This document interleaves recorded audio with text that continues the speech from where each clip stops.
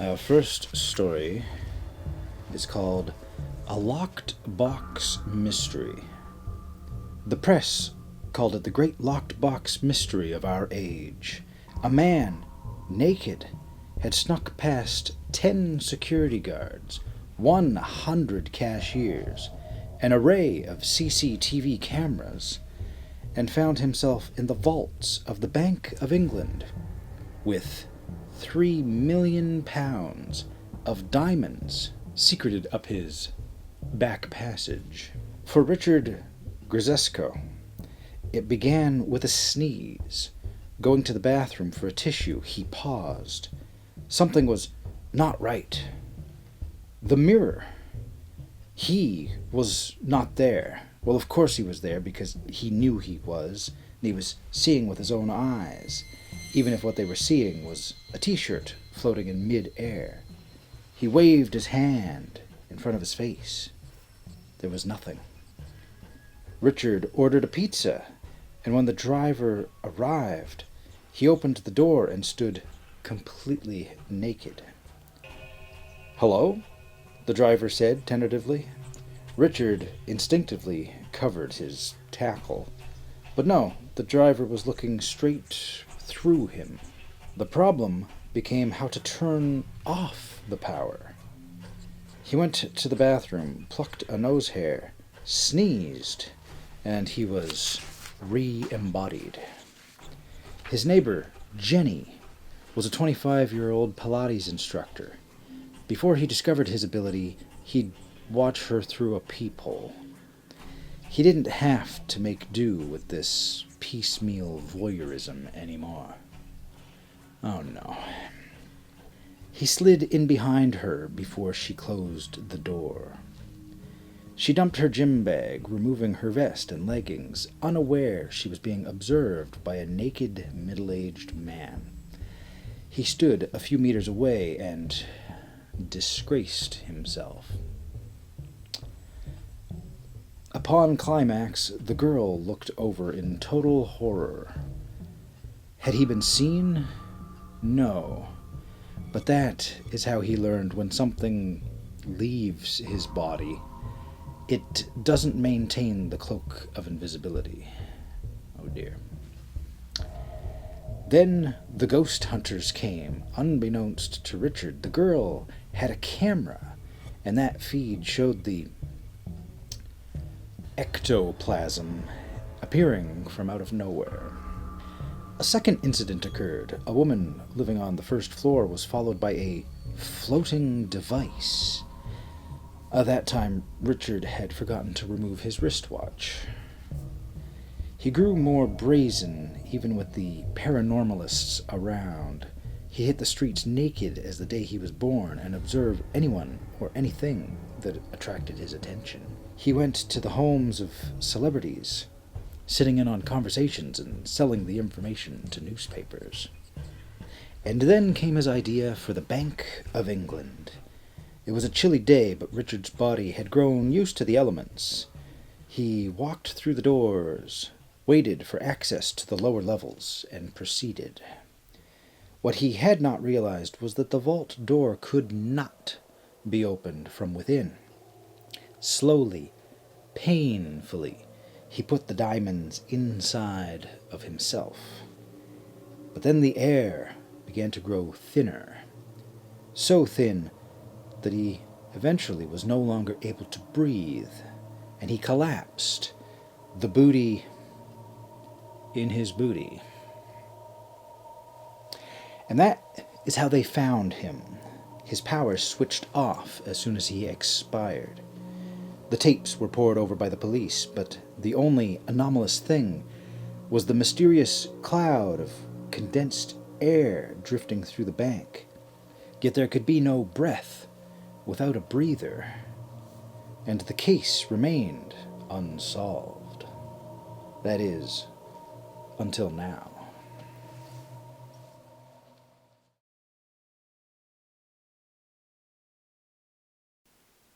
The thing that followed me.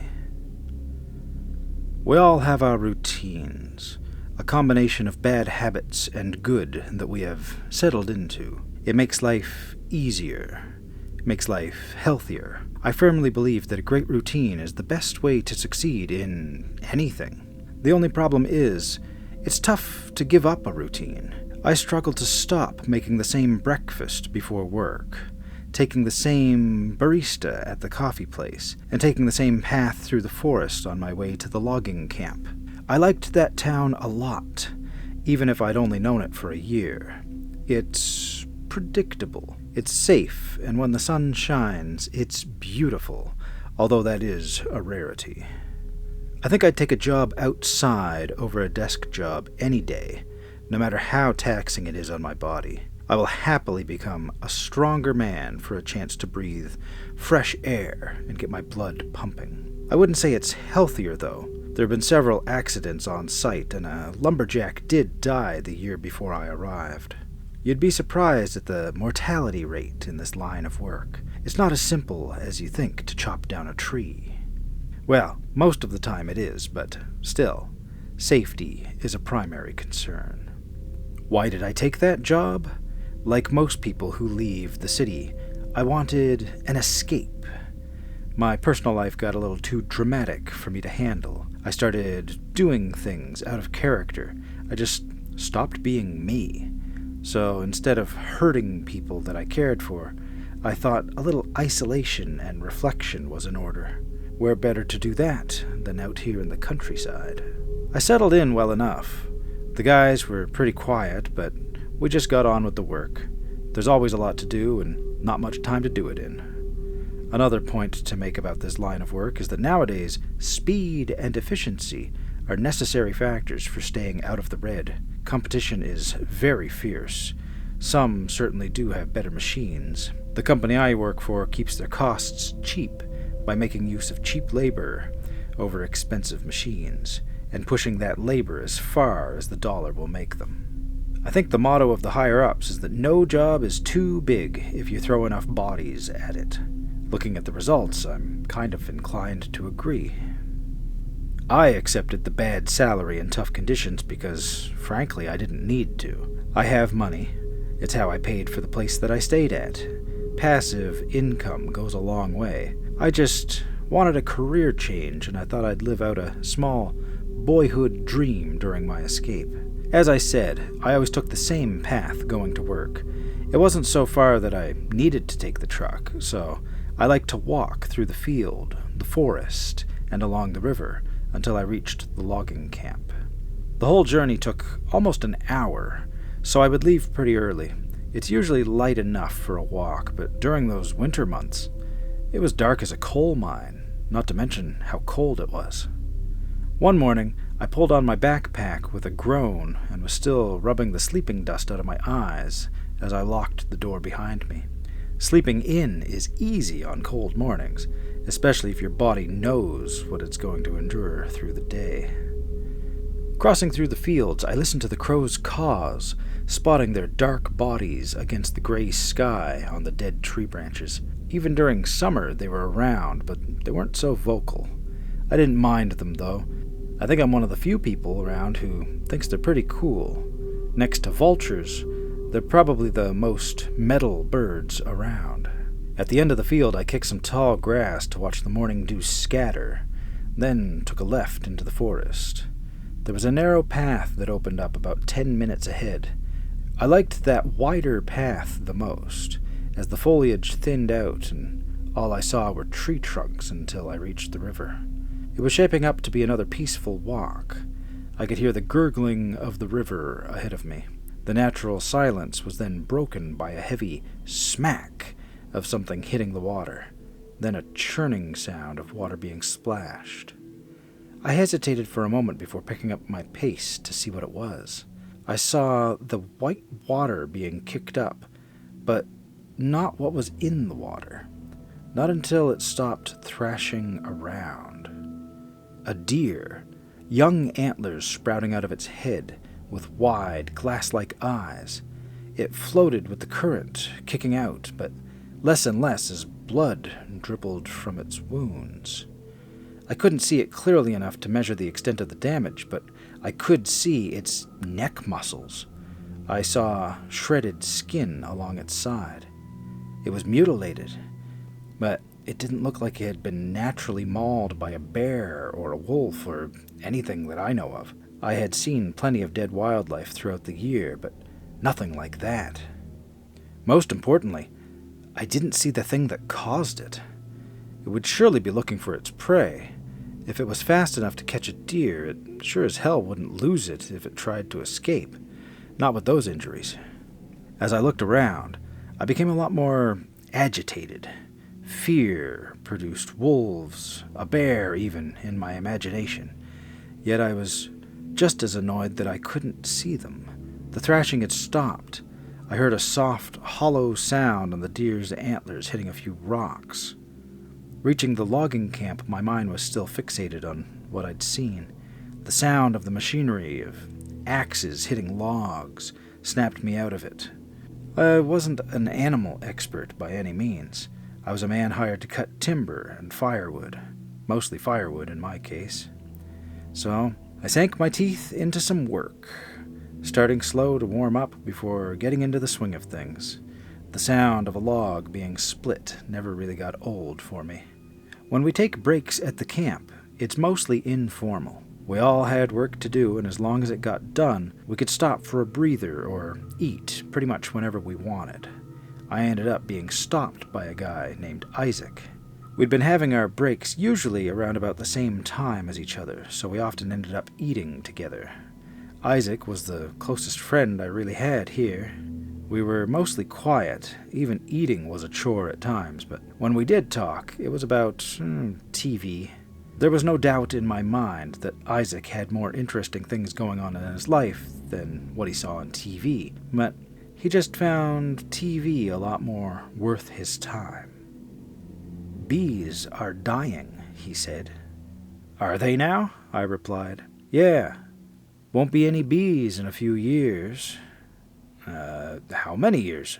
"I can't right well remember, but can you remember the last time you saw a bee?" I think I saw a few in spring," I said. Probably dead now," he replied. Probably," I hummed. I wanted to change the conversation, and the only recent event that came to mind. "Do you know what else is dead?" I went on to tell him what I saw on the walk over. I think he was half listening. Dead deer weren't anything out of the ordinary. What caught his attention was the fact that I didn't see anything else. "Wolf isn't going to let it get away like that," Isaac said simply. An open and shut case as far as he was concerned. "If it got away, that wolf will find it later. It'll know when its prey is wounded. It'll wash up and that wolf will take right care of it." "You really think it was a wolf?" I said. "What else?" he said. "Wolves are the only thing around here that can catch a deer." "Right. It was a lot of damage, though. What about a bear?" "Oh, no, there's no bear here," he said. "What do you mean, no bear? Seriously, I thought that—" "No bears," he said. I didn't want to argue with somebody who knew more than me, no matter how much I struggled to believe what they were saying. I just considered myself lucky I didn't run into them. I'm not really scared of wolves. I'm usually carrying, and I even have a flare on the side of my backpack. Wolves can be pretty skittish when you know how to act, not to mention shoot. I felt comfortable enough to walk back. So I did, and I got home without incident. I never saw that deer again, either. That evening I settled in to watch the channels that Isaac enjoyed, the do-it-yourself channel. It's amazing how quickly you can lose yourself in watching somebody assemble a linen chest or something like that. I also had enough of nature for the day, so watching an animal documentary wasn't in the cards. The pains in my left arm were setting in, but they'd be gone by the morning. Usually were. Good old routine. Before I went to bed, I got a call from my wife, Laura. She usually called during the day, but reception sucked at the logging camp, so I never got half of them. I also suck because I never bother to check my call log, and sometimes when I do, I kinda don't bother calling back. I guess even far away, I hurt people. "What is it?" I asked with a little too much attitude. "Christ, I just wanted to hear your voice," she snapped. "It's been 3 days." It was a good point. I didn't have a comeback, so I ended up saying nothing at all. I say I want to hear your voice, and you go quiet on me, Lara murmured. How are you? Can you tell me that at least? I'm fine. I'm all right. I'm fine. Okay. More silence. My mouth was hanging open, but my throat felt like it was closed off. Nothing could escape, not even a small squeak.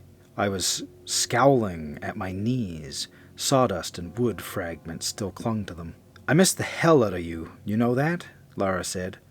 I even miss massaging your shoulders after a day of work. I let out a small exhale of a laugh. I bet your shoulders are like stone now, Laura said. I could hear a slight smile in her voice. Say something, you stupid bastard. She giggled as she said it and gave a low laugh. I was smiling. I couldn't help myself. I hated what I was putting her through, but I wasn't right around her either. I liked her company, but I just felt like I didn't belong there. I guess a year of reflection gets you nowhere. I decided to try, whether I felt like it or not. Yeah, whole body is aching, actually, I told her. I bet, she said. Pretty weird day today, too. Oh? Tell me about it. I'm listening. The next day, I walked with some pep in my step. I don't even remember the field or the crows. I just slipped into the forest, thoughts buzzing in my head, replaying my talk with Lara. The clouds were a little darker, the fog a little thicker, but I could see the trees and the mountains, and that was good enough for me. The path opened up. I must have walked through a cold snap or something. I felt all the warmth vanish. It could have been a bad wind, maybe, or something maybe I just didn't notice before. The more I think about it, the less I believe any of those reasons. Soon after I felt cold, I heard the familiar creaking of wood being pulled, splintering, crashing. A tree ahead of me fell across the path. The branches snapped into a pile of twigs. The bark peeled apart. It was an old tree, but not so old that it would fall over without reason. As I got closer, I saw that the tree had been cut just above head height, which is far too high, and the cut was clean, but not straight. There was a slight curve to it, which again was not normal. Not sure what to do about it, I approached the end of the tree and grabbed beneath it. Lifting with my legs, I was able to crab walk with it to get it off of the path.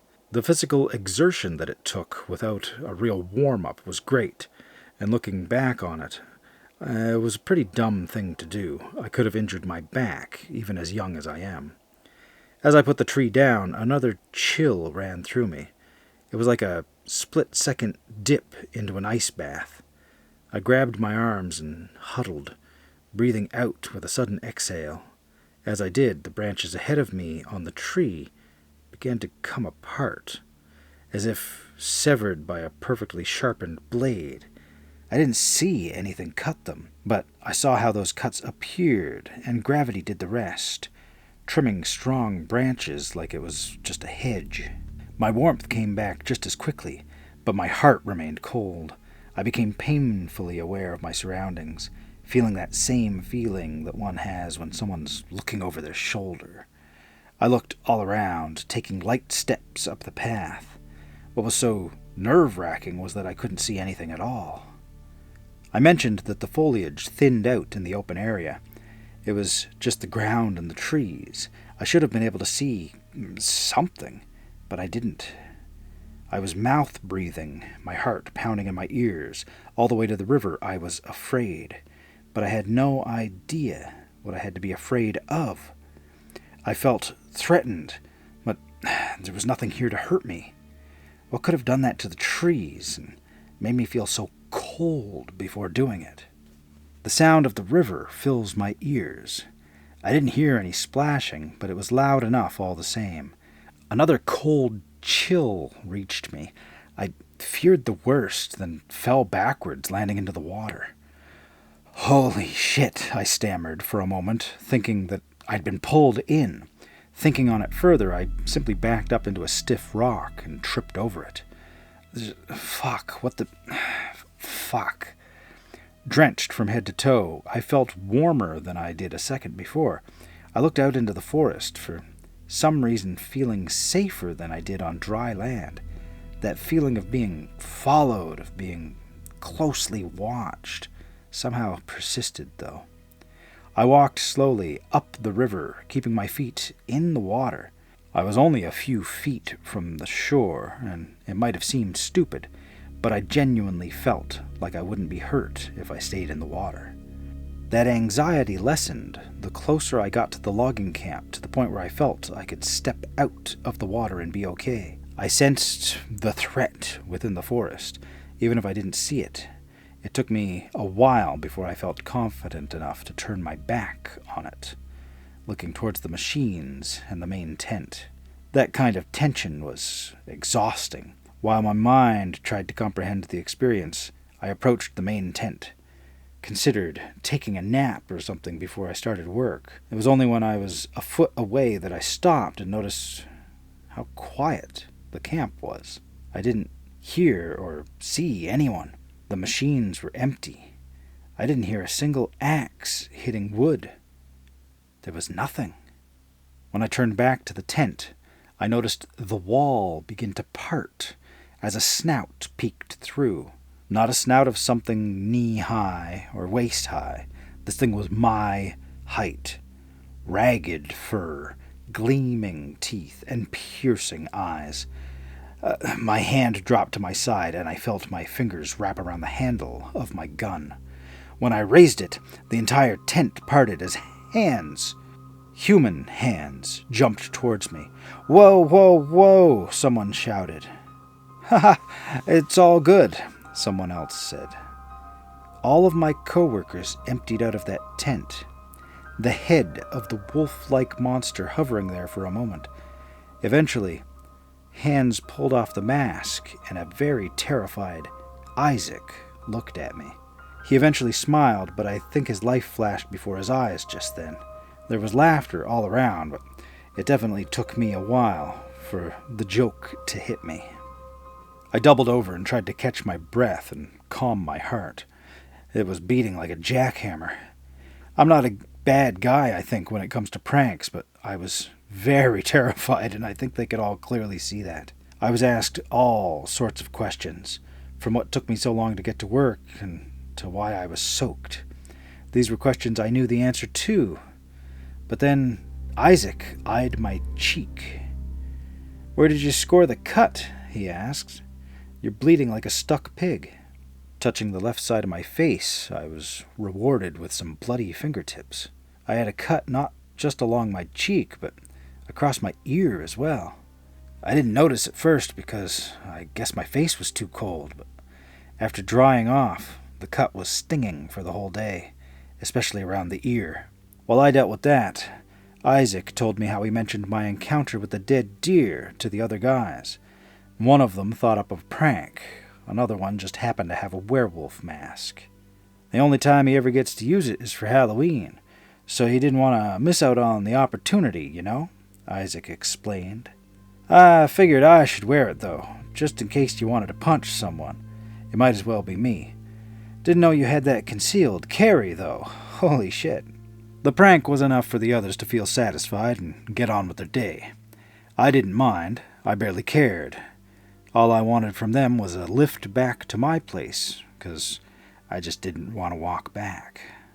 I was so eager to get home that when work ended, I waited right by the river section closest to his truck, just to be safe. By the time I got back to my place, I'd made a decision. Anything can happen to you, and you don't know when. If you don't appreciate what you have, you could lose it. And I didn't want to die with my relationship with Laura on the rocks. Isolating myself, feeding into my insecurities, neglecting her. All I would become is a bad memory, and if anything came after, I would feel nothing but regret. So, I'm home now. We're better now. I'm better now.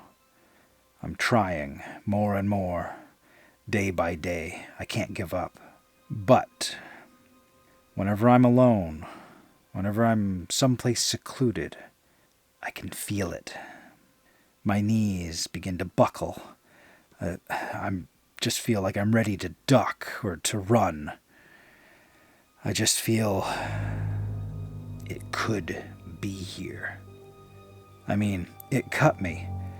It saw me bleed. Maybe it has my scent and wants to continue the hunt or something. I don't know, but all I can say is that there are times when I cannot explain it, but my entire body just feels scared. Head to toe, into my bones. Fear. I can't stop looking over my shoulder for the thing that followed me.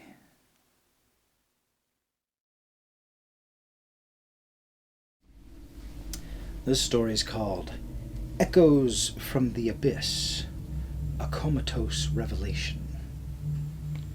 For a year, I was trapped in a never-ending nightmare. I felt stuck with no solution. When I finally came to, I was greeted by my mother, crying and hugging me. According to the nurses, she had been by my side every single day. After I was informed about the accident, the relief of finally being out of that painfully long, terrifying dream finally made me calm down. As I lay my head to get some rest, my mother finally left the room to thank all the nurses for the help. While she was gone, I looked at my mom's phone and saw the playlist she's been playing for me. 9 hours of nightmare-inducing music. My face turns pale as I realize those were the sounds that haunted me during my year-long coma.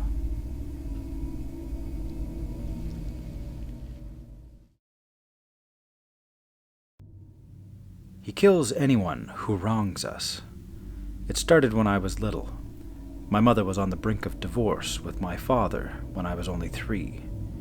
One night, he was intoxicated, and he came into my room to try to take me into the car by force. That's when my mother saved me and locked me in her room until Dad left. 5 minutes later, he got into a crash with a semi-truck and was killed on impact. Growing up, I always knew something was wrong with me.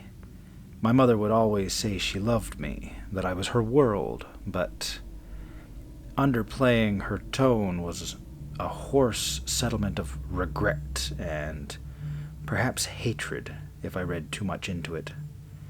In 3rd grade, a kid named Travis bullied me. Simple schoolboy teasing and nitpicking. One day he tried to pants me in front of the class at recess, but a teacher saw and stopped him. He was diagnosed with leukemia 4 days later and died within the year.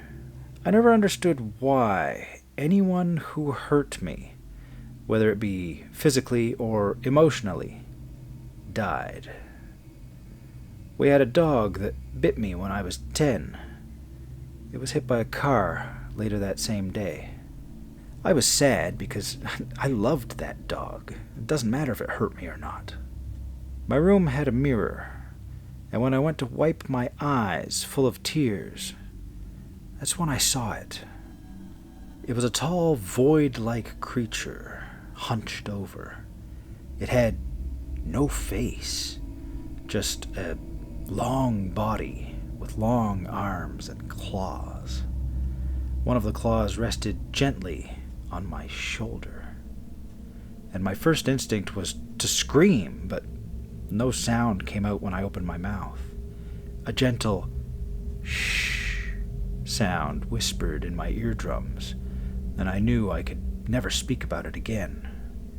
As I shifted into my teenage years, I became more rebellious. I had a lot of shitty boyfriends who abused me mentally and physically. Most ended up dead within a couple of weeks of our petty breakup. When I turned 18, though, it all changed. People who hurt me lived on just fine. mean girls in college didn't get affected, and if a coworker was rude to me, their life went on just as normal. I decided to take a risk and look into the same mirror. I drove over to my mom's house and hung out with her for a little while, and when she went to use the restroom, I walked into my old room, peering into that same mirror. There wasn't anything. No dark, hollow beast lurking behind me. Nothing. Maybe I was finally free of its curse, being bound to this thing in some way, shape, or form. I'm 26 now, married, and I'm having my first child. I'm on my second trimester, and things are going great. Until this month. I walked into our bathroom and was getting ready for bed when I saw him standing behind me. I quickly looked down, gasping lightly as I held my breath. I felt cold claws lay against my stomach. I hear a voice whisper in my ear, the same one I heard when I was 10. "Child," it rasped, before flickering out of sight. The next morning I drove to my mother's, demanding to know what was going on. She sighed and settled me down to explain. "Your great-grandmother was involved with witchcraft and spirituality," she began. "She made a pact with a demon, protect the women of her bloodline past her, and hurt anyone who wrongs them. In turn, they dispute their undying loyalty to it," she said, shuddering slightly. My mouth gapes in disbelief. "Why haven't you told me this before? Why now, when I'm about to have my son?" I ask, tears staining my eyes. My mother casts me a sad look. "Because he's going to kill your baby." I stare in confusion. "What do you mean he's going to kill him?" "He only stayed around me whenever I was about to have you," she explained, trying to keep me calm. "I had an emergency C-section. I almost died due to the amount of blood I lost that day. Since your baby is male, he will most likely kill it before or during birth if he causes you any complications." I tense. I say goodbye to my mother and I leave. When I get home, I invest in a priest to get the house blessed next Tuesday. I'm still sitting here, waiting for them to come. I'm scared. I don't want my son to die. God, please protect my baby.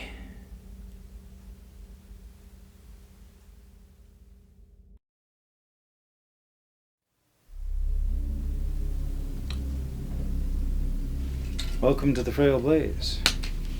Our story today. I think there's something wrong with me. You know those voices? Those voices that tell you things and make you see things? Things that you don't want to see. Imaginary scenarios ending in disaster. Or that small sense of doubt in your mind. Everyone lives with it. Some choose to ignore it, whilst others, like myself, we just don't act. We don't push it out. We don't ignore it. We let them speak, but we don't fully listen to it. It was just 2 days ago that these thoughts were nothing more than just that. Thoughts. I was working on a picture of mine in my living room, and all I could hear was what I always hear. "Something's wrong. It's not good enough. That'll never work. It's not the right color. Your mind is broken, just like your perception." Just the average thoughts one hears every time they do something. The doubt, over and over again. Getting tired of my mind being itself, I left the drawing unfinished and went to my bedroom. I stopped when I heard a knocking on my door. I opened it, and there on my porch was an envelope. I observed the letter, and I picked it up. There was no name, no address, nothing. Now I know what you're thinking. Don't tell me you opened that envelope. Well, I did. I opened the envelope and pulled out a letter and a vial. Wasn't much written on it, just a phrase in Latin, I'm guessing. Quid si quod, intus erat, foris venit? I don't understand Latin, nor do I know anyone who does, so I assumed the letter probably wasn't for me. So I placed the letter in a different envelope, and I resealed it. Then I placed it on my table, unsure of what to do with it from that point. I would probably keep it at home. I couldn't take it anywhere else. I had no address, so I couldn't return it to anywhere. I looked at the vial. It had some black liquid reading, "Drink me." I don't know why, but I opened it and took a sip out of the vial. It felt like I had no control over myself. I just opened it. The next thing you know, I had drank the whole thing. It felt like something heavy was going down my throat, and it tasted metallic. I just looked at the empty vial, placed it on the table, and walked to my bathroom. I looked at my reflection in the mirror, expecting to see only me. But I saw someone else in the mirror, someone right behind me, staring at me as if through the mirror. A tall man wearing a trench coat and a fedora hat was standing in my shower. He was wearing a smiling mask on his face that looked like it had been bolted on, and he had blonde hair under this hat. He was bent over and looking right at me. I jumped, shocked at the unknown man in my shower. He didn't speak to me. Rather, he walked up to me, walking out of my shower and right up in front of me. He loomed over me, making me feel very uncomfortable. "Hey, what the fuck are you doing in my house?" I asked, trying not to sound scared. The man looked down at me before grabbing my shoulders.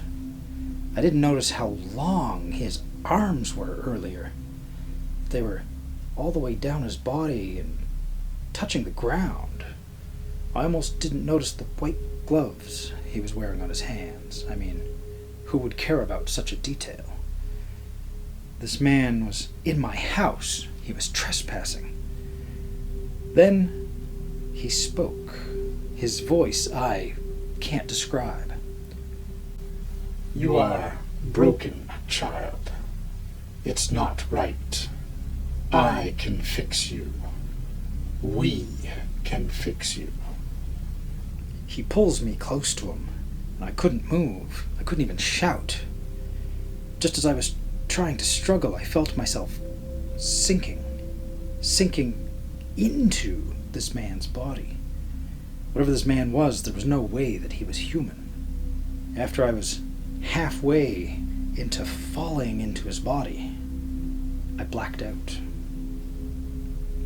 I remember waking up in, I don't know, somewhere, some inky black space. I just felt as if I was floating. I saw two figures looking down at me. One was the man I saw prior, and the other was someone else, but he had an unkempt beard and a fancy suit, top hat and everything. He too was smiling, but this was a real smile, not a mask. I could see his pale face. And then it was morning, and I woke up feeling dizzy. I felt as if I was drunk. I got up to see that same man in the trench coat thing person staring at me. I tried to think, tried to hear my thoughts, but I couldn't. I couldn't hear the very voices inside my own head. Then I heard something, but not from myself, from the man standing above me. Time to get up. Time for another day of this mundane life, he said, as if he was part of me, speaking from my perspective. His voice sounded the same, but with a mixture of my own mixed in, as if my thoughts were alive. I sat for a moment, confused at the circumstance, and the man grabbed my wrist and dragged me out of bed. Scraping my hand and legs on the bed frame, I screamed in pain and tried to fight him off, but his grip was strong as he pulled me into my closet. I sat up. I looked at my legs. They were scratched from all the dragging. Another day, another horrible outfit for myself, he said as he stared down at me. I quickly got dressed, not wanting this man to do anything else. I looked in the mirror. Am I really leaving the house in this horrible mess? The man said before grabbing me and dragging me through the hallways, making me bump into shelves and picture frames. He dragged me to my desk and pointed to the unfinished picture. Might as well get this over with while it's early, the man said as he sat me on my chair, grabbed my hand, started to move my hand around to make me draw lines on my picture. It's so bad. I'm doing such a horrible job. I call this art, the man said as he continued to force my hand to draw on the paper. I tried to fight against him, but that seemed to piss him off, and he banged my head on the table. I'm such a moron, always hurting myself, the man said as he lifted my head off of my desk. I saw a small puddle of blood forming from my nose. That was several hours ago. He's still here, and I don't know how to get rid of him. He's been dragging me all over my house, and kind of making me do things that I usually do, but in such a violent manner. I've locked myself in my room. He's screaming at me, trying to break down the door. The door is going to give away soon. I'm covered in scratches, scrapes, and bruises. I'm surprised that I don't have any broken bones yet. I'm in pain, but I'm not scared. I don't know why. What do I do? Does anyone else have this problem too?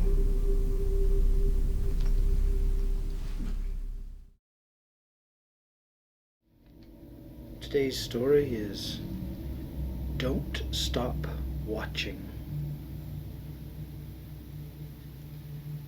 Dear Martha, let me start off by saying that I don't believe in things like ghosts, curses, or demons. You can attest to that. But I also can't quite explain what happened on the night of November 5th, 2015. You might be confused at this part, since I don't usually tell anyone about my childhood. But since I think my life will be ending soon, I think I ought to at least tell someone about this story, even if it is in writing form. I was 14, almost 15, and this took place in the last week of summer before high school. My family and I were living in Arizona at the time, just outside of Phoenix. We had a small, dingy house at the end of a cul-de-sac. The roof and the outside of the house was falling apart in the summer heat, but my mom didn't have any money to fix it, and we couldn't move anywhere else, so we stayed.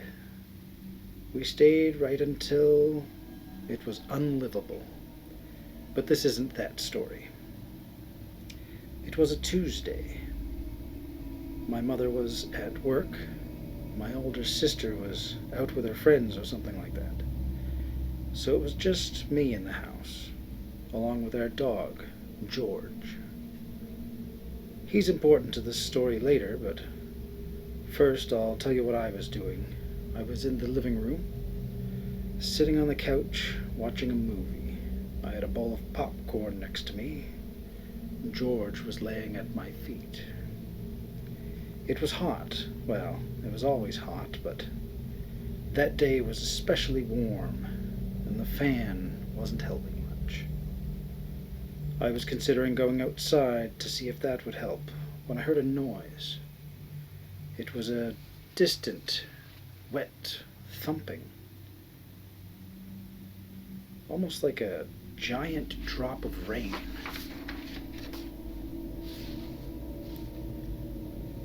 I knew I wasn't imagining things because the dog clearly heard it too.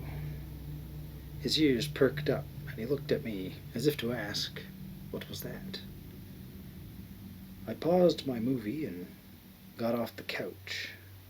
The air was stuffy and all I could smell was my own sweat mixed in with the saltiness of the popcorn. "Who's there?" I called. There was no answer. And George went right back to laying down, so I figured it came from outside. I was wrong.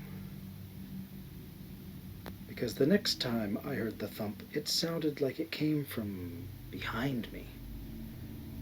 I paused the movie again and went to turn, only for something sticky and wet to grab either side of my head and turn it back towards the TV. It was a cool weight on my head, and I could feel cool water running down my neck.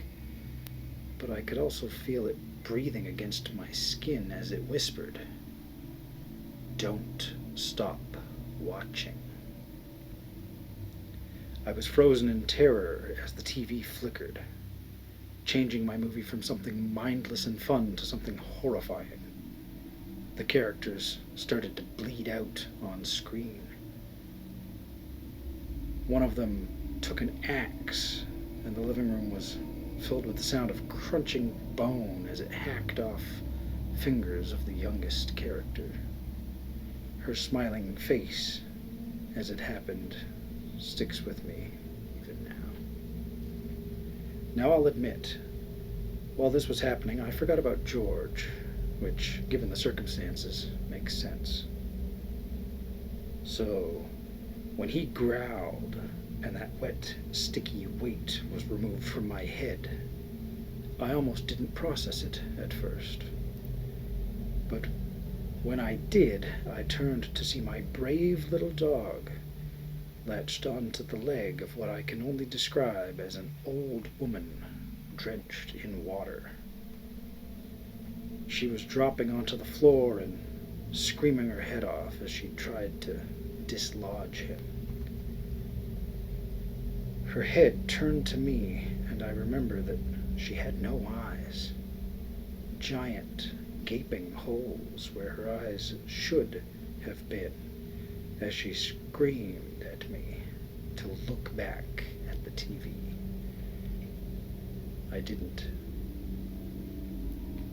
I simply stared at George, continuing to attack her, until she eventually faded right there in front of me. I looked back at the TV. The movie was normal again. George died 2 weeks after this happened from water in his lungs. I miss that dog. I miss him every day, and I know that without him around, she'll come back. I've been seeing her out of the corner of my eye, standing in the hallway or in the doorway to my bedroom. That's why I'm writing you this letter, Martha, instead of sending an email, or just calling you. She has dominion over screens, and I'm terrified of what she may show me next. Sincerely, your oldest friend.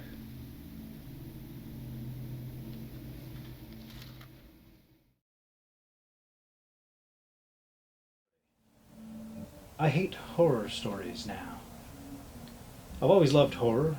Movies, books, podcasts, you name it. The sicker, the better. My friend from work, Spence, however, didn't, whatever. From the moment he found out about my obsession with horror, he was disgusted. Every time we saw each other, he would ask me questions like, "What enjoyment do you get out of it?" And "How can you like to watch other people suffer?" I came up with some BS answer, and how we're all fascinated by our own mortality. But the truth is, I don't have any idea why I love it. I just always have. Anyway, as time goes on, I introduce him to a Reddit page called 2-Sentence Horror. For some reason, this sparks an interest in him. He starts writing these 2-sentence long horror stories. Imagine my disbelief when Spence, who hates horror, starts writing his own horror stories. He even mentions his wife is grossed out by his horror stories. I laugh and don't think too much of it. My wife jokes all the time about how I come up with my own horror. His stories become increasingly disturbed. I mean, some real sick stuff. Cannibalism, child endangerment, suicides. I supported these because, it's horror, you know? But I guess this is the point where I should have realized this was like hypothermia of the mind. You can't go from one extreme to the other so quickly without some unintended consequences. Spence suggests we keep writing short horror stories, but that we make them work together as a longer story. So he starts it off and posts a short story about a guy who is secretly planning to murder his friend from work. This first story is dark and mainly follows the main character as he follows his friend home and watches his family from the street. He fantasizes about how he might kill them all. I post the next installment, where the guy actually moves into the backyard and kills their dog. This is where the real trouble begins. I wake up the next day and my fucking dog is gone. I can't find him anywhere. He sleeps outside when it's nice out and he's never run off before. I find his collar thrown on the ground near the gate and I'm immediately spinning, thinking about my latest installment of the horror series. I get to work and instead of outright accusing Spence, I mention that my dog went missing last night to see his reaction. There's no doubt in my mind that there was a twinkle in his eye when he expressed his concern for my dog. I didn't talk with him for the rest of the day.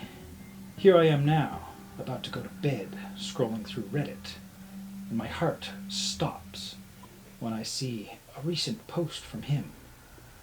I open it, and I'm shaking at this point. I read aloud the first sentence. "Tonight, I finally got into the house, and I hear a faint creaking sound from the stairway."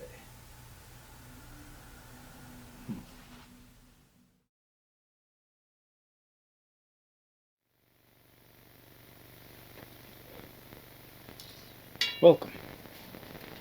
I am the Frail Blaze. Today's story: Why I Will Never Go Near a Manhole Again. I just discovered this little corner of the internet. Reading everyone's stories has made me feel less alone. So I've decided to share a story of my own. I'm not a spry man, far from it, actually. And my experience has become more of a distant nightmare, but it still haunts my life, nevertheless. So, the early 90s. I remember I was wearing baggy jeans and a t-shirt I had stolen from my friend and had no intention of returning. I walk, jovially, with little haste, even though I had a house with kids and a wife to return to, but I decided they could wait. I was chasing a tiny black kitten that brushed up along my leg. When I attempted to grab her, she scurried down an alley. I gave chase, letting the night take me where it wanted me to go. Every time I thought I would catch the thing, I would see its tail snake around a corner. After a few corners, I realized that she had led me to the sketchy part of town. Not sketchy as in broken, but sketchy as in unfinished. It was an area I may have driven through once. I can't even remember the name of the street. Most of the buildings were one-level storefronts that had the skeleton of future builds on top of them. I'm sure if you went there today, it would look like Manhattan. Further down the street were abandoned construction equipment. Their owners had gone home for the night. I thought about heading home, but then I saw the kitten leap with grace atop a backhoe. Psst, psst, psst, psst. I tried to call it over, but the damn thing began licking its taint. Walking forward would be the worst mistake of my life. The road had seen better days, but I had put my faith that it would keep me steady. A single flickering street lamp barely illuminated an inconspicuous manhole that lay in the center of the road. My mind didn't even process it in time, since those things were everywhere. I stepped forward and felt the world disappear beneath my feet. Darkness fell over my vision, and soon all of my senses turned off. When I woke up, I couldn't quite remember who I was or what had happened.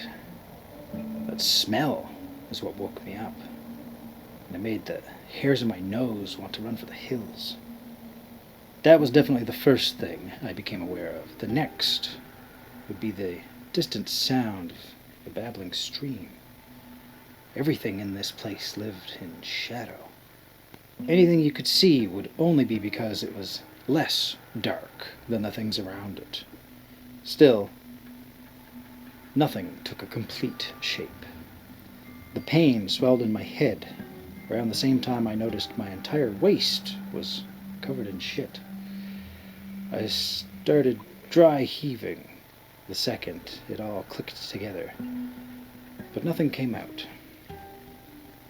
In the dark, no object could be seen besides a pair of vulpine eyes that stared at me. They blinked irregularly, disappearing for a few seconds before returning their gaze. Then he came closer. The eyes belonged to a face that had been caked in layers of sewer bile. When he backed into the corner and closed his eyes, he would disappear completely, but he wanted me to see him.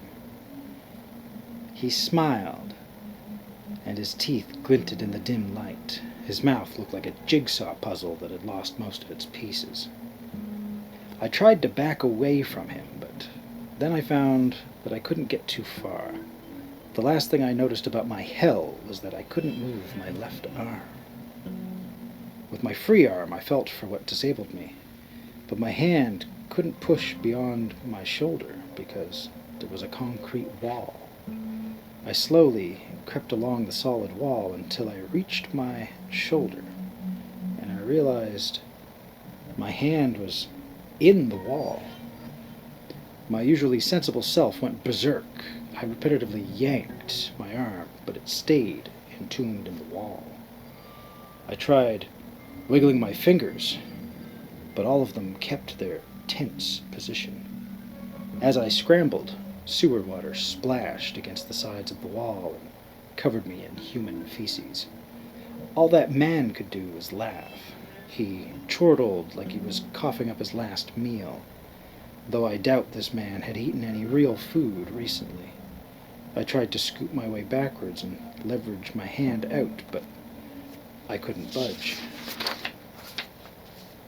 I hyperventilated and began to sob, but the man kept laughing and splashing around like he was a baby in a bath. "Please, can you help?" I asked, but help caught in my throat. "You're in trouble. You're in trouble. You need me. But no one asks for my help. My help." Everything he said twice. Stuck. I made you stuck, and now you need my help. He began sucking on his grime-covered thumb. I couldn't help but cry. I didn't want to look like a weak man, but this whole situation had been too much for me. I repeated my plea for help. I couldn't think to say anything else. He turned away and grabbed something from a dark pile in the corner. The man returned with a less pleasant face. Instead of his broken smile, his mouth pressed closed, and his eyes became filled with hate. They stared at me, but I didn't think he even recognized me as a person. It scares me. Something plopped into the shallow of the water next to my legs. My eyes adjusted and saw a distressed Peppa Pig lunch tray. In a clumsy line were 3 items: a box cutter, a hammer, and a thick ribbon with frayed edges. When I looked up, I was met with his eyes only a few inches from my own. They glowed. No, flamed with rage. No one helped me. I don't help anybody. Don't help anybody. He spat in my face, and it felt like it burned.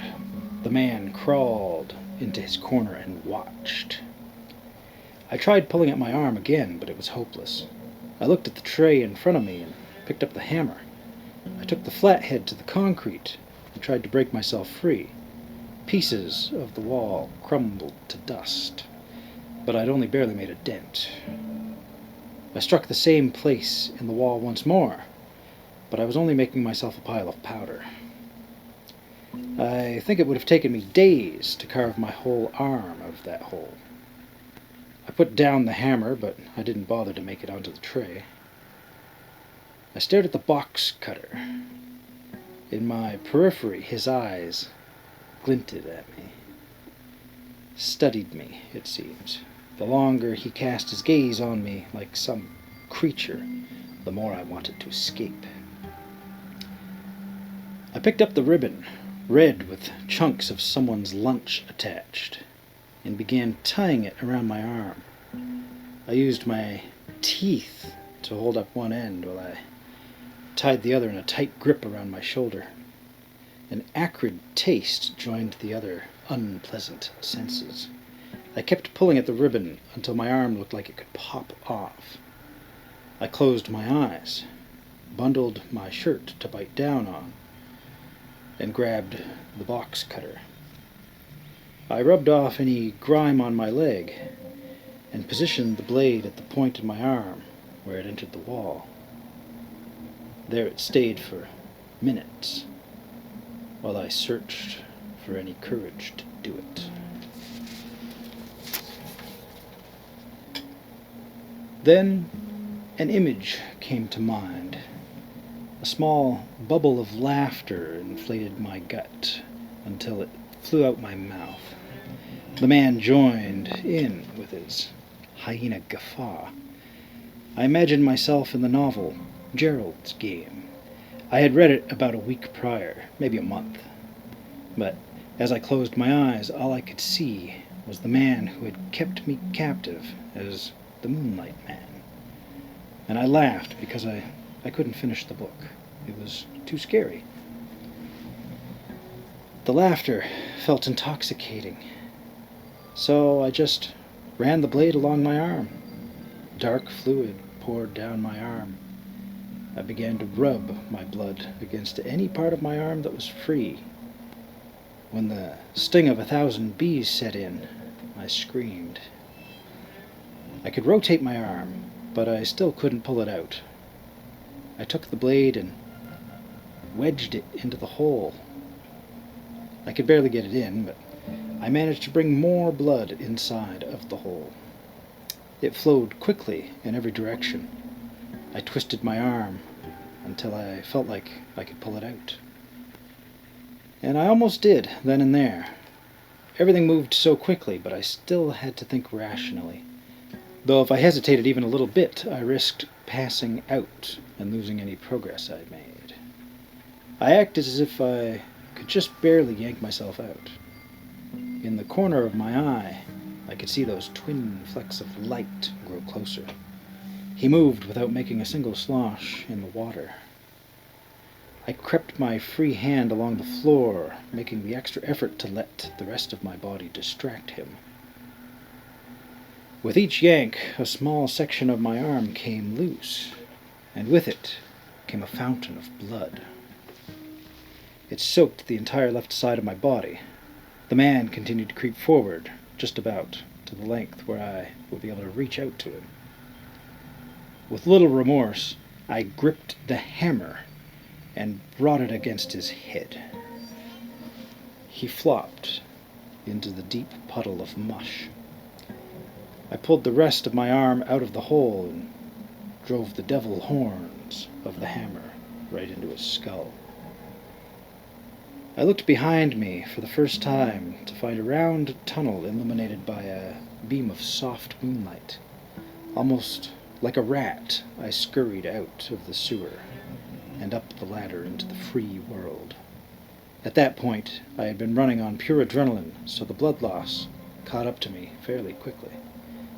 I think I only made it a few steps before I collapsed on the road. If there is a God, I thank him every day because police crews arrived in the area not too long after I collapsed. They reported a scream multiple people had heard in their homes. If only they knew what was happening in their sewers. I woke up in the hospital with my family by my side. We were accompanied by a few police officers who had a horde of questions to berate me with. I answered until my blood pressure began rising, and they were escorted out of the room by my nurse. Upon later investigation into the sewers, they did not find the man, but they did find his mattress and his food supply. I have checked the news reports often, but I don't believe he has been found. He may be dead, but who knows? It doesn't haunt me as much as it used to. 30 years have passed, and I've moved to a different state. I've told my kids and my grandkids that I got in a fight with a alley cat, and they seem to believe it. Stay safe out there, and make sure you're careful where you walk. It could change your life.